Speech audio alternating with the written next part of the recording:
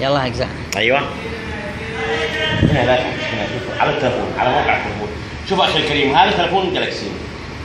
التلفون الجالكسي هذا صنعوه لمصلحة الإنسان، بس للأسف وضعوا فيه شيء يكشف كل صورك العائلية اللي تخصك أنت. أنت ممكن تصور في مناسبات، في أعراس، ممكن تصور أمك، أختك، زوجتك، ولكن هم يتصفحوا معك جميع اللي في تلفونك، يتصفحوه عبر.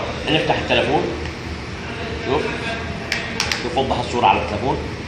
نفتح التلفون، نخرج البطارية، نشوف البطارية هذه إيش اللي صنعوه، إيش اللي داخلها. شوف الآن ناوي يفتح لي هنا، تمام. يفتح البطارية، يفتح البطارية، الغلاف اللي على البطارية قصدي، هذا الغلاف. ها شوف الحين. احذروا أصحاب التلفونات الجلاكسي، احذروا. هذه البطارية طبعا.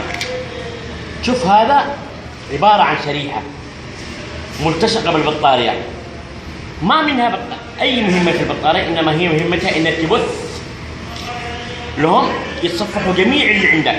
شوف الآن أنا بخرج هذا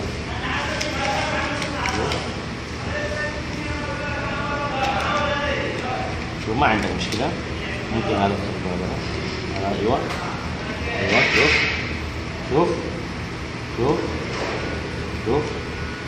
شوف أخي يرحمك الله. أوبه الغرب يا أصحاب الإسلام، ملتصق بالبطارية. عندما يخرج، أنا أمس خرجته ولكن لم. شوف هذا النمط، هذا عبارة عن بث إرسال، يرسل كل معلوماتك الشخصية، صورك العائلية عندهم. خلاص نرجع للغلاف نشوف أول. وضح الصورة على البطارية، شوف رجعنا الغلاف زي ما كان تماما. شوف أخي، نشوف هل البطارية تغيرت؟ ما تغيرت، هي البطارية حق الجلاكسي. نركب البطارية، نشوف التلفون هل هو شغال أو لا. اشتغل التلفون، وضح الصورة على التلفون. أيوة شغال. لحظة ثواني لنرى ما الذي يحدث.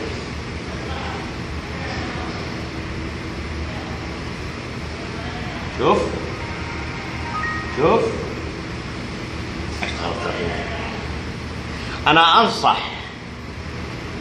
كل من يستخدم تلفون جلاكسي أن يبعد الشريحة المركبة المستدرجة داخل البطارية. شغال التلفون فل بطارية ولا في بأي حاجة. السلام عليكم.